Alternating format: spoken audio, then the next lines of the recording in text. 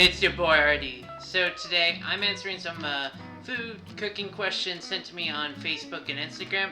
Thank you to everyone who sent me over questions. A little background about this video. My wife and I are currently in the transition from moving from one apartment to another. We're in the week of stretch, so that means everything's in boxes, including my hat. Oh wait. There it is. Okay. But we're in the middle of moving, and with that, I can't really cook anymore, so we've been getting takeout. And one night we got Indian, and I had the bright idea to get lamb vindaloo. I thought I could handle it, and if you're unfamiliar with this dish, it's typically known for being the hottest dish ever. And I couldn't. I took about 3 bites, and I was having a panic attack. My wife was freaking out. It was horrible. So I figured, instead of just my wife experiencing this, I'd let you all experience this with me. So, for each question, I'm going to take a bite before I ask the question, and then after I answer the question. I then have some chalky milk right here. Milk because, fatty things help, and chalky milk because it makes me happy. But I have this here, so after I answer a question, I can take one sip, and then I'm going back into the questions. So, without further ado, here we go. I don't want to do this. Alright. First question. Bechamel. A what? How do I make it tasty? Alright, so, Alright, so, bechamel, what it is. It's one of the mother sauces, as many people say. It comes with, I forget the names of all of them. I believe tomato sauce is actually a mother's, sauce, along with one that's called espagnole, which is, a cooked up roux with a cooked up broth. But anyway, so, what a bechamel is it's a lightly cooked roux, which is butter, flour, cooked, and then you pour in cream in there and you second it up, and that's it. And sorry.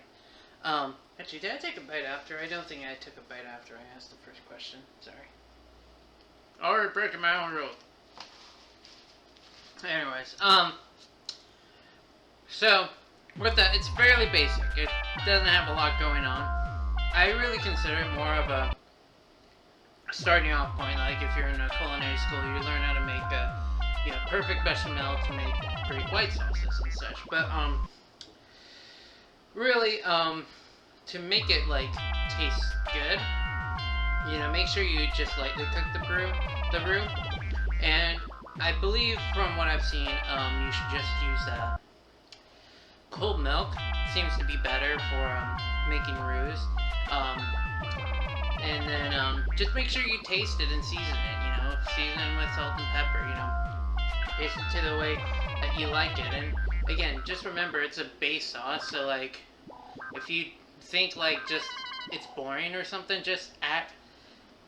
It's starting to hit me now. Just add cheese to it or whatever you want. So yeah. Alright. I'm taking a sip of my chocolate milk now. By the way, I apologize to anyone who sent these questions and expected a better response or much more kind response. If I ever slip up or anything, it's not because of the question, it's just I'm dying. So, here we go.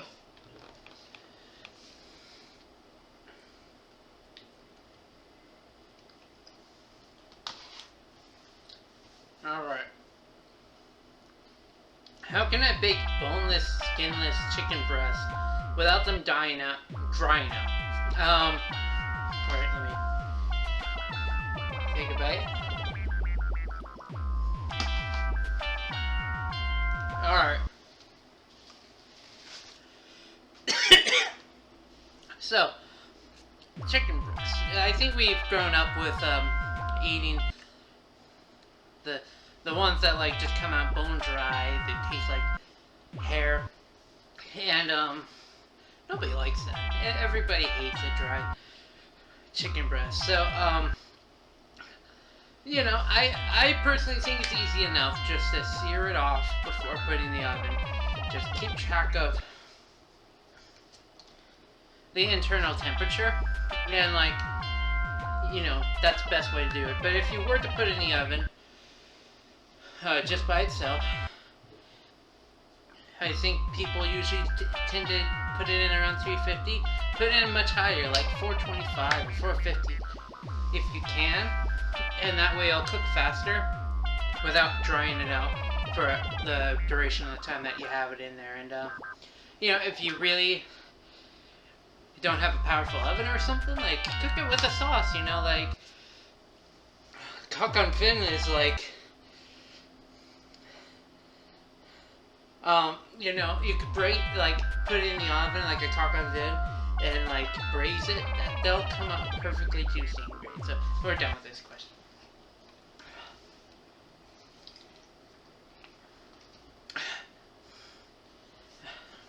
All right.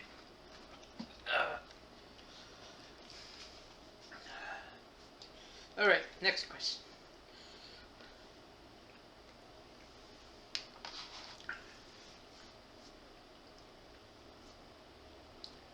Do I use a wooden or metal spoon to stir? This was a dumb roll I made. Why did I...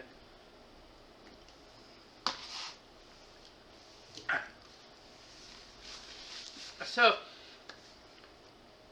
short answer first, like, it doesn't particularly matter. It's all up to preference. However, wooden spoons are more delicate. They're prone to splinter. You can't leave them in water forever, or you'll damage them. And whereas metal spoons can destroy, shit. Like, you can scrape up your nonstick pans and just totally ruin them. So, what do you do? Well, for me, I use steel pans, stainless steel, and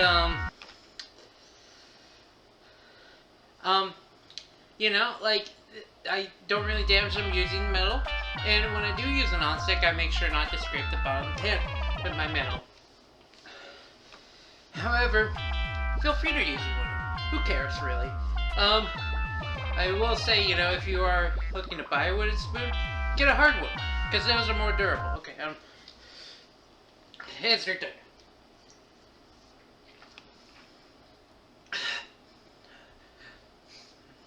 Okay. It's actually not as bad as I was expecting, but I'm saying that now before I start really, sweating. Alright. Next question. What's a recipe... Oh, wait.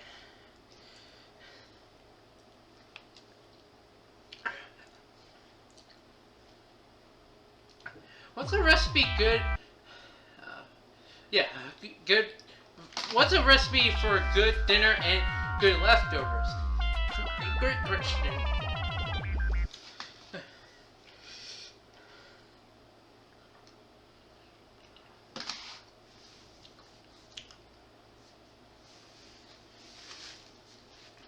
I think the best way to answer this is to say, what's not good? Generally, chicken the next day dries up a bit. Meats in general dry up a bit. Fish can be a little nasty to reheat. So how do you do it? Something not so meaty. I mean, I think ground up meat works well, and a lasagna is a perfect next day food.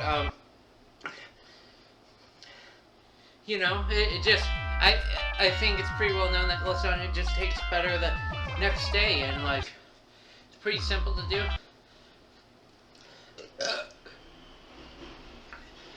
Another one is soups or chilies. Just liquids to keep everything nice and good, and the longer they sit, generally the better they'll meld together flavor-wise. So lasagna and soups, chilies, whatever. Okay, next question.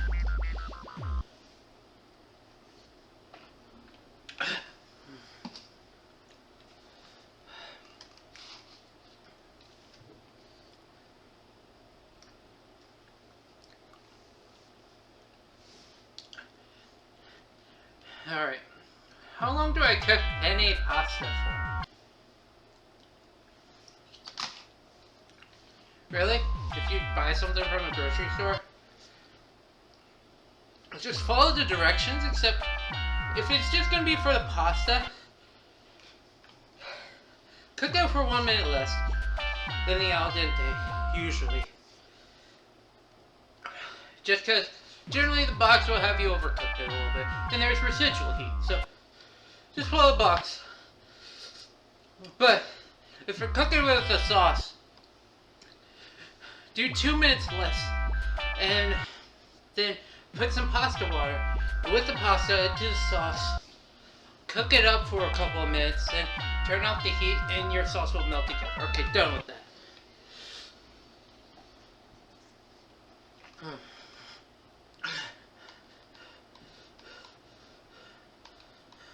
Alright.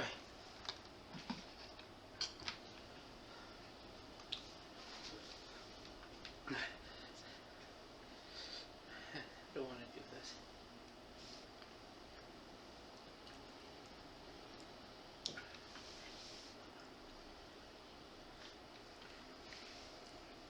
Alright. Easy, but good meals to make. Stupid chicken bake.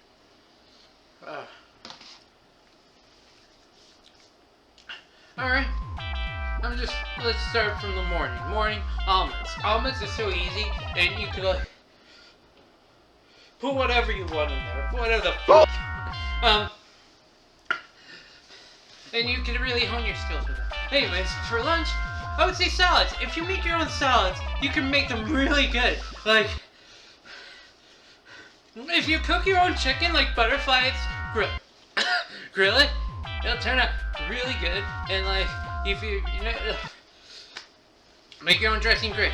Fried rice. If you have the option to cook at home or cook the night before, make fried rice. It's just so easy. You cook vegetables, cook eggs, cook rice. That's it. Simple, done. For dinner, I think nothing can beat a simple tomato sauce, marinara, bolognese even. Like if you want to throw ground beef in there.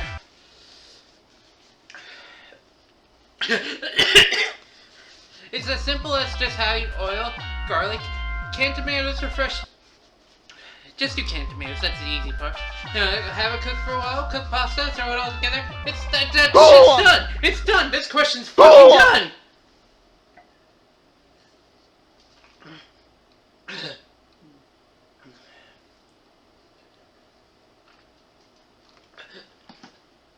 I really needed that. I really don't need this.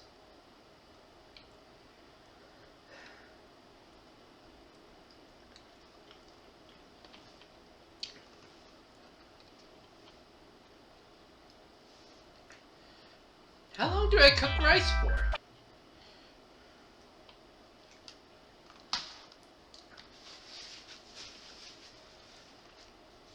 If you have a rice maker, it's 1-to-1 timer done.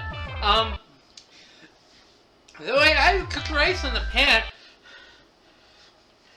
throw rice in with cold water, bring it up to hot, turn it down to low. If you do it like that, it doesn't matter how long you cook it generally. Don't leave it out there for 2 hours, but 30 minutes, shouldn't burn if it's on low heat, and just check up on it after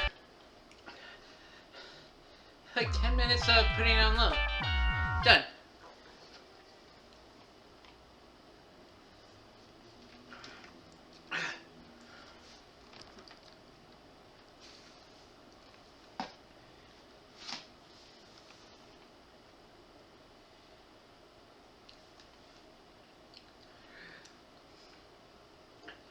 Is chicken and pasta wrong?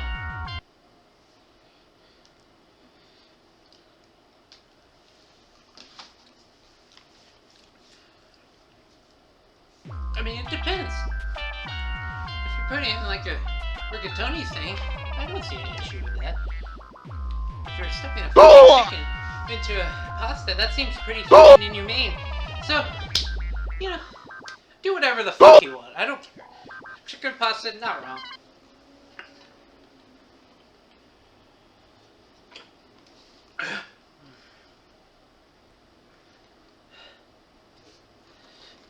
Just 3 more. I can do this.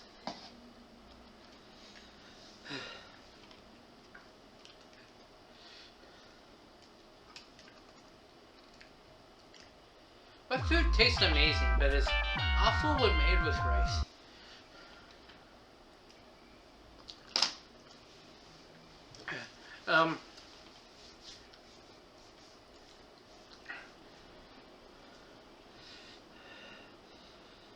I don't know. I would say black olives, but black olives are just hard. Say lasagna. That just seems really weird, but say lasagna.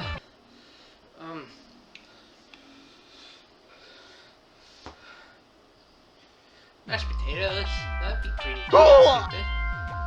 Yeah, let's go with mashed potatoes. I'm done with that.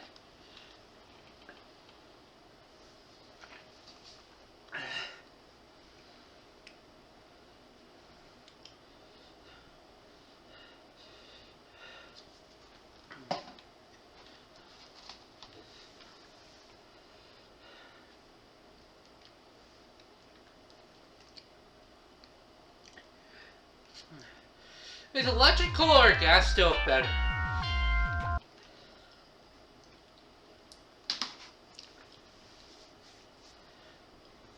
You know, some people could say it depends. Gas stove. Gas stove is better, don't question.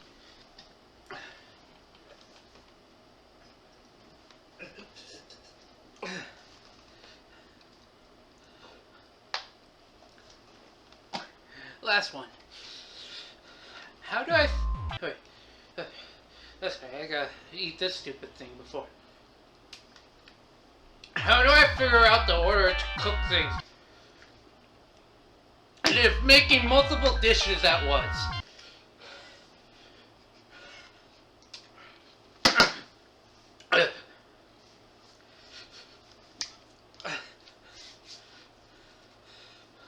It all depends on the timing. But what they like...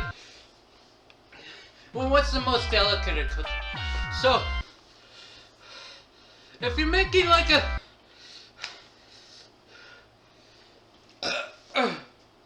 macaroni and potatoes, those take a while to cook. So let's start those first. And then also, it's okay if they sit in the oven a little bit longer at a lower temperature. So keep them in as long as you fucking need.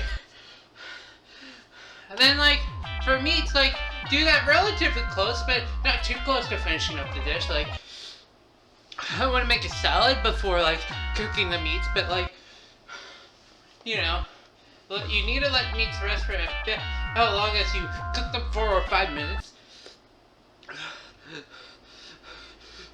But, you know, they can be done relatively soon. Completed the dish. So, you know, if you're doing au gratin meat for the salad, do au gratin meat and then the salad. And then for anything else, go by the time or how long it's something gets to be under temperature. You know, also play with it. And if anybody complains about a cold dish, fuck them. You know, who fucking cares? This question's over. This thing's over. I'm scared to leave, but I'm scared to stay. When this heat wave finally breaks.